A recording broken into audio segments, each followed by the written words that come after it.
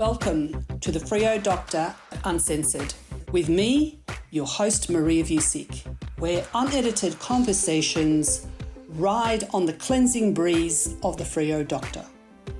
We are going to look at the broken footpaths, the grubby streets, from blocked drains to the unexplained decisions within council meetings, governance, finance, and yes, even the shenanigans that impact on us, the ratepayers. You will hear the voices of those with the questions and the answers. Let's get started.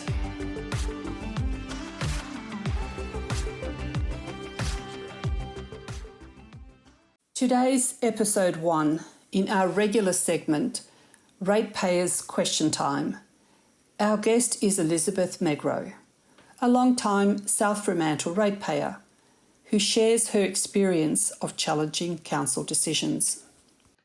Hello, we're here with Elisabeth Megrov, a South Fremantle resident and ratepayer. Welcome to Freo Doctor Uncensored, Elisabeth. I'm going to ask you a series of questions. You are a ratepayer that continually goes up to council and asks certain questions.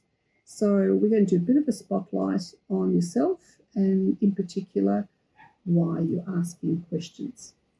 So if I can open, the first question is, Elisabeth, what brought you to Fremantle and when?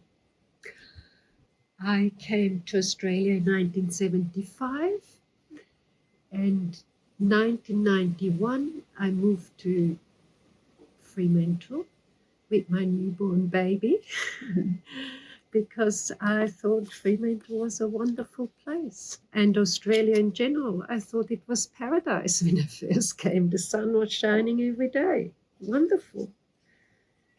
Now, Elisabeth, I met you in 2017 when I ran for South Ward, and I was so impressed with your tenacity in asking questions and seeking transparency from the then Mayor and elected members. How long have you been holding the council to account, and what drives you to show up council meeting after council meeting to ask questions? I can't remember exactly when I started to take an interest in what was happening in Fremantle, but there were a couple of things that made me take an interest. One was the Seaview Hotel suddenly lost its beer garden. The second and probably the most important part were the markets. The then Councillor Brad Pettit promised that he would that he would put the market lease out to tender. And I voted for him. And the first thing he did was to break that promise, and he awarded the markets to the Murdoch family. And secondly, I believe in democracy. I believe in governance, transparency, accountability, and sound financial management. And you cannot take these things for granted, and definitely not democracy. You have to continuously defend it and make sure it stays in place. Well, I can see you certainly continuing to hold them to account as long as you possibly can. And you make a good point, Elisabeth. Democracy is only as good as the people and their participation in it. It is a delicate relationship between the power you give up, which is our local government, and what they will do for us because we gave up that power. And if one group gets more power than the other, you will see that there will be unintended consequences. So I'm going to move on to the next question, and we're going to get a little bit more granular now. We are going to look at the ordinary council meeting of the 22nd of November. You asked a question on notice. Now, when you ask a question on notice, the council doesn't necessarily have to give you the answer on the night. on this occasion, they emailed you responses, and those responses and the questions are recorded in the minutes. So when I checked the minutes, I had some idea of the type of responses they gave you. Your question had a number of parts to it. Can you give us some idea of the questions and parts of the questions that you asked and what sort of response you got to those questions? Yes, well, really I asked a number of separate questions, not related. The first question was about the destruction of the artwork Athena at Arthur's Head, so the Fremantle Biennale could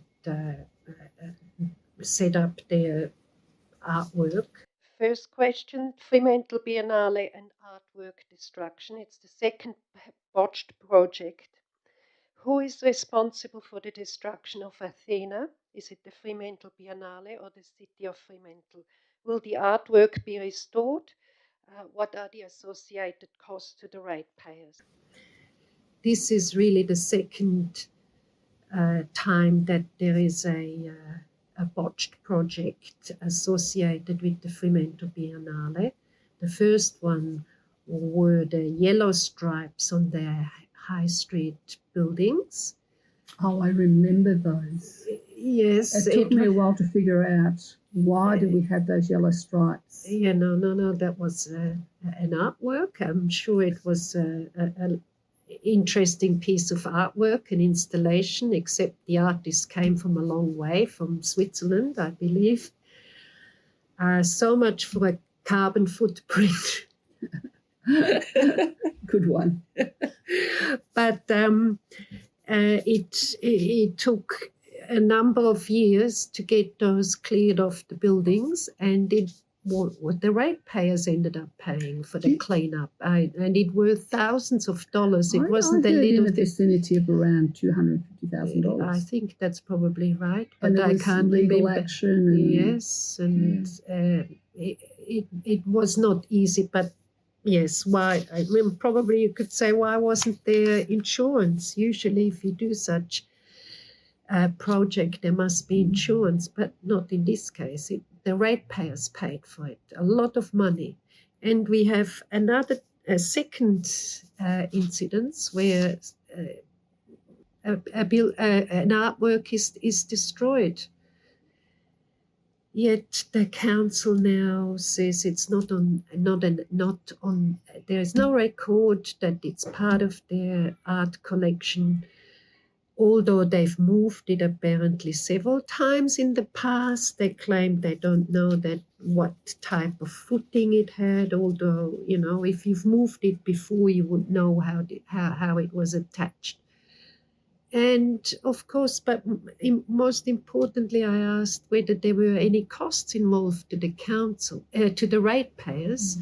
And the council said, well, at this point in time, they hadn't committed. So next week, will we be paying for it? Or yes, it's a response. So do they give you any idea that they're going to relocate this piece of art, or that they no, what they say now, they're not going to restore the artwork. So I don't know. It stays on the ground in pieces. I don't know. What is your conclusion to the responses? Do they value this statue? Are they going to restore it? Are they going to get someone to pay for it? Are they going to find out who did it? I have a sense that they probably don't care. I probably didn't like the art. I don't know, but usually you're very careful and you have some a protocol to follow when you move somebody else's art. So where's Athena now? Is she still in the same spot? I don't know. They haven't. So they've removed the statue. Well, they had to remove the statue so that the Biennale could do their artwork installation. Okay. So they're basically, we don't know whether the statue... The picture I saw, it was broken in half. So it's stored away somewhere. Is it? Probably, but Yeah. in the past I had asked before where our artworks are stored, and the response was off off site somewhere. Again, it's one of those beige answers that say no, and it's not an answer; it's a response that says nothing. I don't know how the artwork came into being. Maybe the ratepayers paid for it. I've got no idea how it came into being. So were there other, what other parts of the next set of questions you asked? Parking. On the issue of parking, is there parking set aside for Fremantle councillors, for Fremantle staff admin? If yes, how many parking bay does it amount to in total? Is the parking available anytime? And what are the total costs to the city? Is an issue for all of us in Fremantle. And I was interested to find out what the parking arrangements are with the city of Fremantle, their admin people and staff.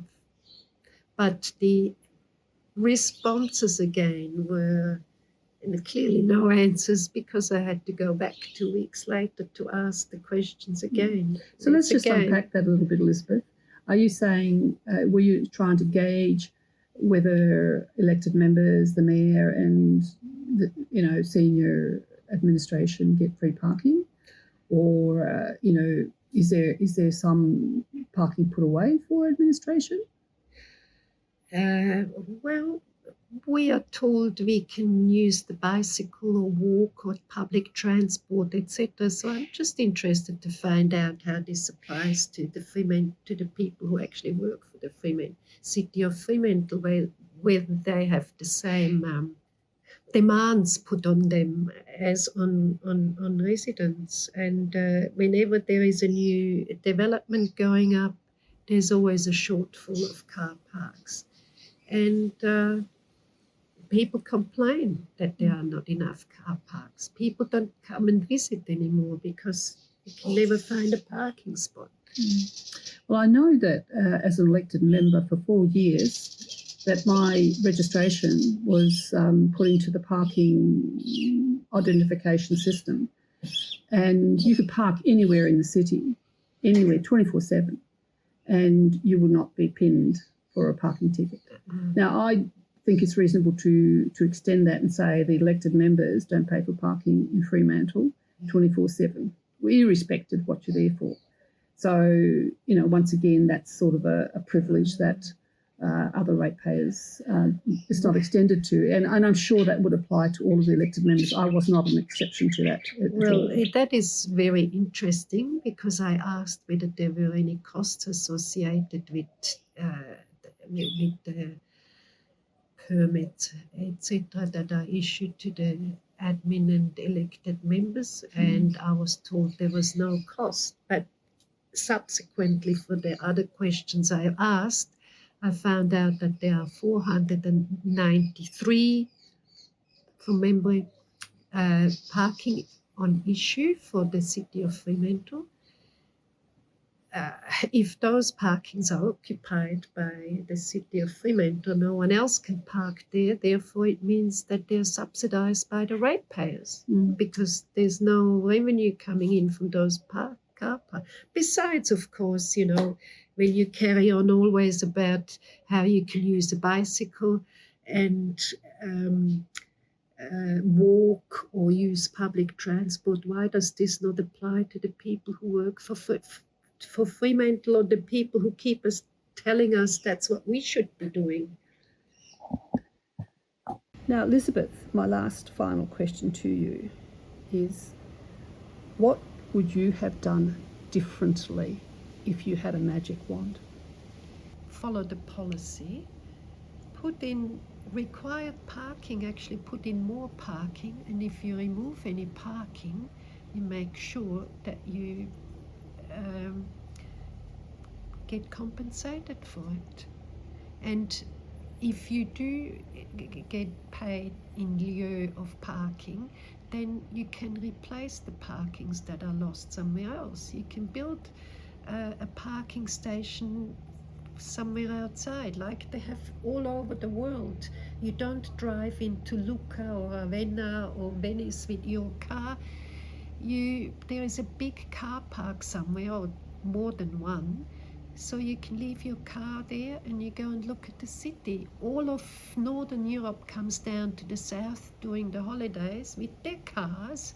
They put their cars somewhere, and but they're it's very managed. creative, though, aren't they, with the way that they construct these car parks. They're Yes. obviously underground, Yes. electronically moved up and Yes. down. Yes. But you know what's interesting with your comment, final comment, is you talk about transport, and I just have to, I just think back to the one piece of transport that we had that was keeping cars out, or having a car parked at a place and then being able to visit the city and go down to the South Beach, is our cat bus. Yes, and let's not forget, in the olden days there was a tram that serviced Fremantle, right? Correct. And in Australia, cities are not built like in Europe, where people live in the city. People live outside the city, and they come into the city to do their business. So that's just how it is here. You cannot just apply the model that works in Europe to Fremantle. I mean, I think about the city where I grew up, Zurich, that probably you could live there without the car, but for maybe more than 30, maybe even 40 years, the city was a building site to get the public transport in built. It does not happen overnight. It's a huge effort to get that done. Well, Elisabeth Megrov, thank you so much for coming. I admire you greatly and your tenacity. I know you will continue to do your civic duty and participate in democracy. I wish people with a strong voice and who love to be in front and talk would do it, because I find it very difficult. I'm just being courageous and do it. I don't care what people think. Someone has to say something. If you look away, it's not helpful. That's when bad things happen. Thank you so much, Elisabeth. Thank you for tuning into Freo Doctor Uncensored. If you like this podcast, give us your feedback in the comments, and like and share for more awesome content. Catch you in the next episode.